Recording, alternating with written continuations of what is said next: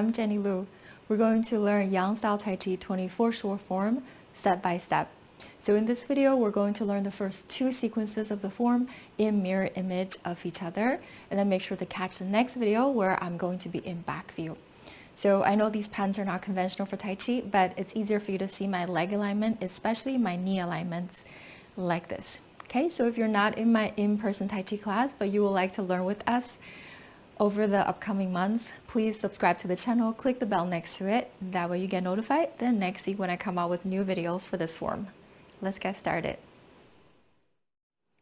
The first sequence is called the starting posture. So we're going to come to this nice tall standing posture with the feet together. But if you don't feel comfortable with your feet together like this, it's okay to separate them a little bit so you feel stable. Okay, roll the shoulders up and back, soften the knees, soften the hip joints. You're just going to drop your tailbone a little bit so then the back is straighter, and then you can feel your core, your lower abdomen, your lower dantian engaged. And now we're going to slowly pour the weight into the right leg and start to lift your left heel, lift the left toes, and then move your foot over about shoulder width apart. Take that step left. Yeah, to the left side of you. And we come into this nice uji stance. Okay, so your weight equally distributed between the legs. And then the next one, as you inhale, your arms are going to float up, shoulders relax, elbows soft, and then wrists right here. Imagine the wrists are being held by energy strings, energy cords up to the sky. And then the wrists just rise to about shoulder height. And then when you exhale, you're going to draw the hands back in and down toward your lower abdomen, right in front of the hips. We will practice a few more times just for you to get the feeling, and in the form we only just do this once. Okay, so do this again, breathing in,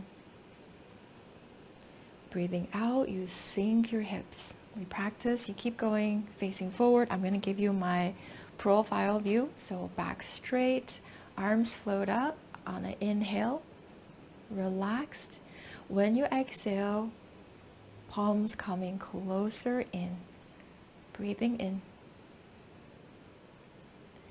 breathing out.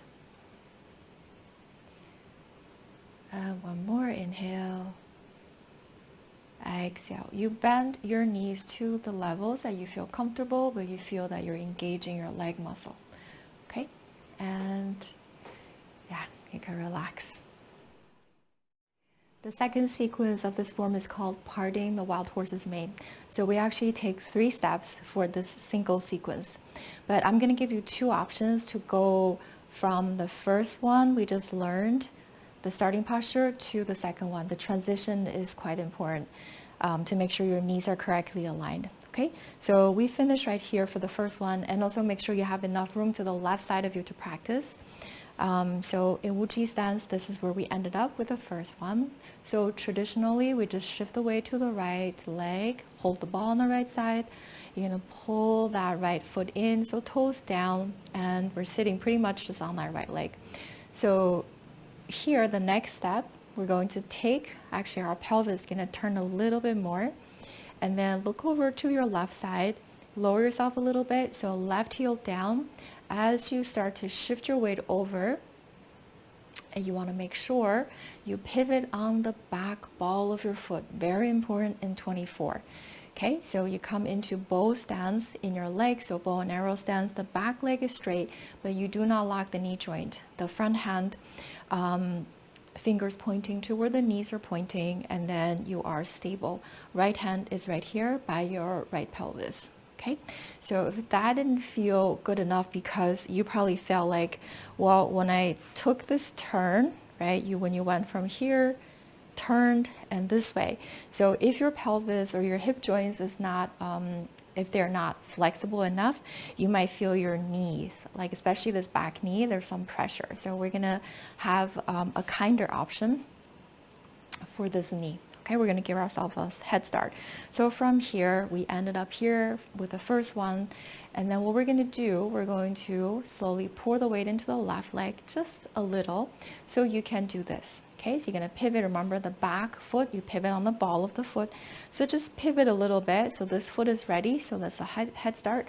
All right, we're going to do the same thing. Hold the ball on the right side. Pull your left leg in, and then you're still going to do that turn, but now we had a head start. So left leg down, heel down. As you shift your weight into the bow stance, pivot on the right ball of your foot. And then the next step we take, we sit back, open the front foot, and then slowly as you shift your weight forward, your bottom hand is going to come over right here as your right leg comes in, and then we are weighted more on the left side. And your torso actually now face slightly to the left side, and now we're going to open the right hip, and then we're going to put the right heel down, and one more, parting the wild horse's mane on the right side. Bow stance.